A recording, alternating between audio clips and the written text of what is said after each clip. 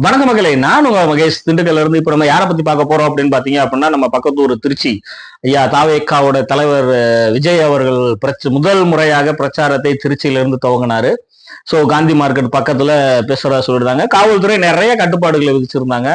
அந்த கட்டுப்பாடுகளையும் மீறி இன்னைக்கு ஐயா ஏர்போர்ட்ல இருந்து தன்னோட பிரச்சார இடத்துக்கு வந்துகிட்டு இருக்க போகும்போதே கட்டுக்கடங்காத கூட்டம், பயங்கரமான கூட்டம் அப்படின்னு நியூஸ்ல சொன்னாங்க. ஆனா கழுகு பார்வையில பார்க்க போகும்போது அவ்வளவு பெரிய கூட்டமெல்லாம் ஒன்றும் தெரியல. ரெண்டாவது, ஒரு அநாகரிகமா இருக்க ஒரு கட்சி தலைவர் வர்றாரு அப்படின்னா கட்சி தொண்டர்களுக்கு எப்படி நடந்துக்கணும்ன்றத ஒண்ணுக்கு 2 மாநாடு போட்டிருக்கீங்க. மாநாட்டுல தொண்டர்களை எப்படி நடந்துக்கணும் அப்படின்னு சொல்லி புரிய வைக்கணும். அவங்க சொல்லல நீங்க நினைக்கிறீங்க? ஐயா, அவங்க சொன்னாலுமே அப்படி ஏத்துக்காத ரசிகர்களோ அல்ல அந்த கட்சி தொண்டர்களே வச்சு என்ன பிரயோஜனம்? நாளைக்கு தமிழ்நாட்டு அப்படி கிடையாதுமா. தமிழ்நாட்டுல எத்தனையோ கட்சிகள் நடக்குது. இப்ப திமுக நடத்துறாங்க, அதிமுக நடத்துறாங்க, இப்ப நாம் தமிழர் நடத்துறாங்க. எந்த கட்சியும் இந்த மாதிரி உடைச்சுக்கிட்டு இருக்கிற சாமான்லாம் தூக்கி எரிஞ்சுக்கிட்டு இல்லையே. அவங்க எல்லாம் ஒன்லி கட்சி தலைவர்கள், கட்சி தொண்டர்கள், உறுப்பினர்களா இருந்தவங்க. சரி, ஒரு திரைத்துறையில இருந்து வந்த அதான் நான் சொல்றேன். என்ன சொல்றேன்னா, திரைத்துறையில இருந்து வந்துடுறீங்கல்ல, அதாவது படிக்காதவங்க, அதாவது அதிமுக திமுகல அந்த காலத்துல இருந்து இருக்கிறவங்க கூட படிக்காதவங்க. நீ படிச்ச யங்ஸ்டர்ஸ் ஓட்டு தான் நீ வச்சிருக்க.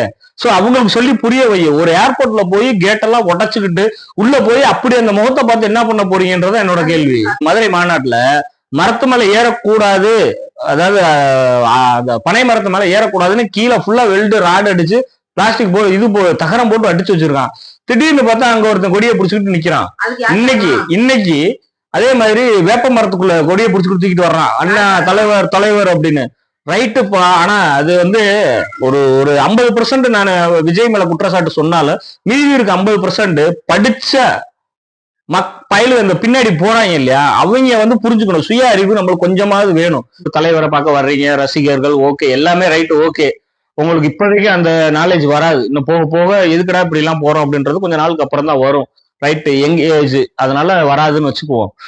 பொதுமக்கள் என்ன பாவம் பண்ணாங்க? இப்போ ஒரு திருச்சின்றது ஒரு பெரிய மாநகரம், ஒரு 9 தொகுதியை உள்ளடக்கியதுதான் திருச்சி.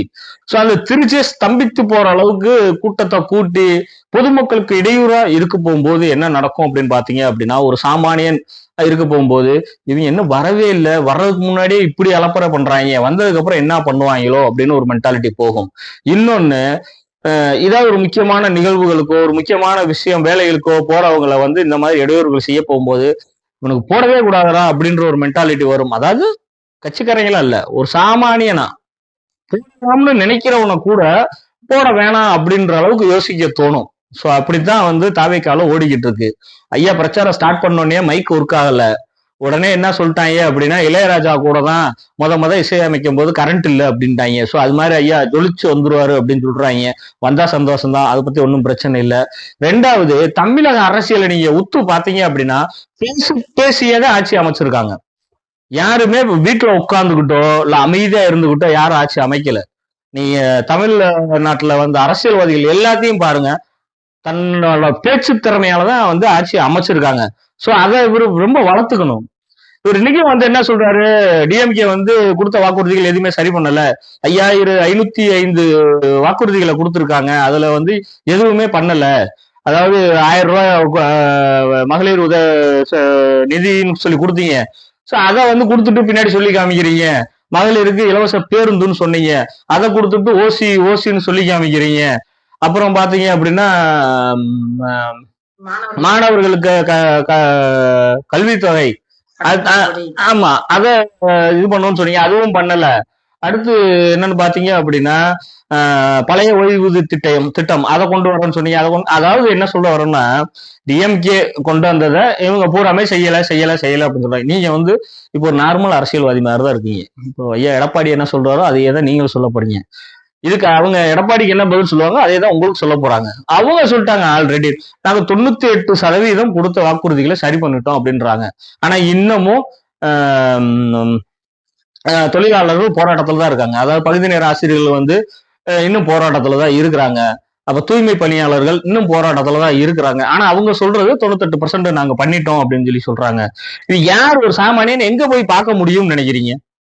இப்ப நான் இப்ப தமிழ்நாட்டுல இருக்கிறேன். இப்ப நான் வந்து ஒரு அரசியல் கட்சிக்கு எனக்கு இருக்கிறது ஒரே ஓட்டு நான் போடணும். சோ எதை நம்பி நான் எந்த கட்சிக்கே ஓட்டு போட உங்களை நம்பி போடலாமா? போட்டா எனக்கு என்ன பயன்? தமிழ்நாட்டுக்கு என்ன பயன்? இப்ப டிஎம்கேவுக்கு போட்டோம் அப்படின்னா டிஎம்கே மேல இவ்வளவு பிரச்சனைகள் சொல்றீங்க, ரைட்டு. ஒரு ஏடிஎம்கேவுக்கு போடலாம் அப்படின்னு பார்த்தா ஏடிஎம்கே மேல ஆல்ரெடி அம்புட்டு கிடக்கு. நாம் தமிழர் போடலாம்னா அதுலயும் 1008 பிரச்சனைகள் சொல்றாங்க. இப்ப யாருக்கு தான் ஓட்டு போடுறது இருக்க ஓட்ட வச்சு? சோ அந்த மாதிரி விஜய் அவர்கள் வந்து இன்னும் கொஞ்சம் தெளிவான உரைகளா படிக்கணும். எழுதி கொடுக்குறவங்க கொஞ்சம் தெளிவா எழுதி கொடுக்கணும். ஏன்னா எல்லாரும் பேசுறதே பேசுறீங்க, எல்லாரும் இது பண்றீங்க. அதாவது நான் உங்கள் விஜய் தேடி வர்றேன் அப்படின்னு இந்த டயலாக் இதெல்லாம் அந்த படத்தோட நிறுத்திட்டு நம்ம எதுக்கு வந்திருக்கோமோ அந்த வேலையில கரெக்டா பார்த்தா கொஞ்சம் நல்லா இருக்கும். ஏன்னா நார்மல் நீங்க வந்து ஒரு புதிய மாற்றமும் சொல்லிட்டு வர்றீங்க. ஆனா எல்லா அரசியல் கட்சியும் பேசுறதே தான் நீங்களும் பேசுறீங்க. சோ உங்களுக்கு அவங்களுக்கு எந்த ஒரு வித்தியாசமும் இருக்காது. உங்களை நம்பி இளைய தலைமுறைகள் நிறைய பேர் பின்னாடி வர்றாங்க. சோ அந்த இளைய தலைமுறைகளை எப்படி ஓட்டா மாத்தி நீங்க செயல்பட போறீங்க அப்படின்றது தெரியல.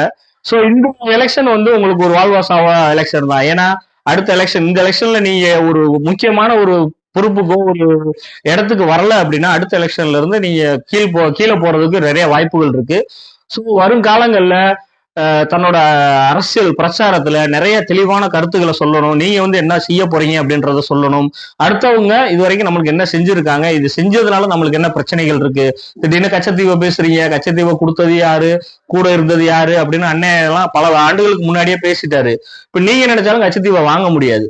மத்திய அரசு நினைக்கணும். மத்திய அரசு நினைச்சு அந்த அதாவது நாட்டோட நாடு பிரச்சனையான பிரச்சனை அசால்ட்ட கச்சத்தீவை மீட்கணும்னு வாயில எல்லாருமே சொல்லிடலாம். அதுக்குள்ள எவ்வளவு பெரிய பிரச்சனைகள் இருக்குன்றது யாருக்கும் தெரியாது.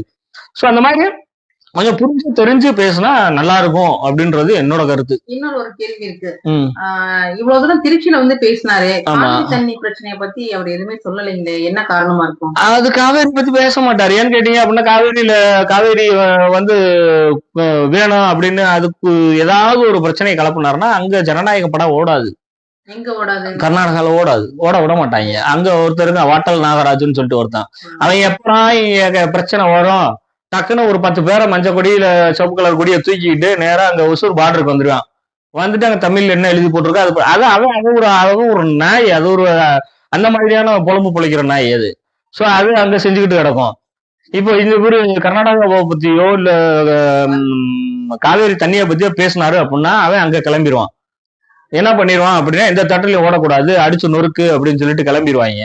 சோ அந்த ஒரு ரீசனுக்காண்டி பேச மாட்டாப்ல. இல்ல இது முன்கூட்டியே பேசிட்டாரு. விஜய் அவர்கள் வந்து என்ன சொன்னாரு அப்படின்னா, என்னை நம்பி ஒரு பணத்தை போட்டு என்னை வச்சு படம் எடுத்திருக்காரு, நான் எனக்கு தெரிஞ்சதெல்லாம் நான் பேசுனேன், என்னோட சுயநலத்துக்காக நான் பேசினேன் அப்படின்னா அவரோட தொழில் பாதிக்கும், அவர் போட்ட பணத்தை எடுக்க முடியாது, பெரிய நஷ்டத்தை சந்திப்பாரு.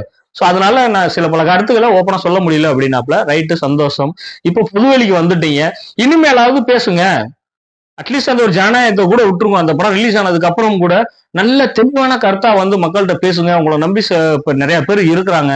உங்களை நம்பி இருக்கிறவங்களுக்கு எந்த ஒரு இதுவும் பண்ணாம செஞ்சீங்க அப்படின்னா தான் நீங்க மேல வர முடியும். ஆனா இன்னைக்கு பிரச்சாரத்துல பார்த்தா நிறைய நானே எதிர்பார்த்தேன், என்ன சொல்ல போறாரோ, அடுத்து என்ன சொல்லுவாரு, என்ன வாக்குறுதி கொடுப்பாரு அப்படின்னு. ஆனா நான் அதை பேச வந்தேன்னு சொல்லி எதுவுமே பேசல. டிஎம்கே என்ன சொன்னீங்க, நீங்க செய்யல, அதை மட்டும் சொல்லிட்டு இறங்கிட்டு பிரச்சனைன்றேன். இது எல்லா அரசியல் கட்சியும் சொல்றது. இப்ப நீங்க ரொம்ப நாளுக்கு அப்புறமா நீ சொல்லிக்கிட்டே இருக்க வேண்டியதான். அவங்களால முடிஞ்சதான் செய்வாங்க. எந்த கட்சியுமே கொடுத்த வாக்குறுதி எல்லாமே கரெக்டா பண்ணிட்டு வந்துட்டோம்லாம் சொல்ல முடியாது. இந்த நீட் தேர்வு வந்தோடனே கையெழுத்து போட்டோம்னா சுத்தமம் தெரியும், ஒரே கையெழுத்துல மாத்திருவோம்னு சொன்னாங்க. மாத்திட்டாங்களா? அந்த விஷயத்த பேசவே இல்லை தலைவர். சோ அந்த மாதிரி நிறைய பிரச்சனைகள் இருக்கு. கொடுத்த வாக்குறுதிகள் 100% யாராலையும் பண்ணவும் முடியாது. வாயில வர்றத சொல்றதுக்கு பேரு தான் வாக்குறுதி. சரியா? அதனால அந்த இதெல்லாம் விட்டுருங்க. அதெல்லாம் தூக்கி போட அவ செய்யல, செஞ்சிருக்கான் இல்ல. நீங்க வந்து என்ன செய்ய போறீங்க? உங்களோட நிலைப்பாடு என்ன? தமிழ்நாடுல இத்தனை தொகுதிகள் இருக்கு, இத்தனை தொகுதிகளுக்கு என்னென்ன பிரச்சனைகள் இருக்கு? இந்த சர்க்கார் படத்துல பேசுனீங்க இல்ல, தமிழ்நாட்டுல இத்தனை பிரச்சனைகள் இருக்கு, இதை ஃபுல்லா நீங்க சரி பண்ணி கொடுங்க அப்படின்னு சொல்லி.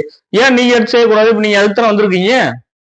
திருப்பியும் போயிட்டு இன்னொருத்த மேல குற்றம் சாட்ட ஆரம்பிச்சிட்டீங்க அப்படின்னாவே உங்கள் அரசியல் வாழ்க்கையை குற்றம் சாட்டிக்கிட்டே தான் போகும்.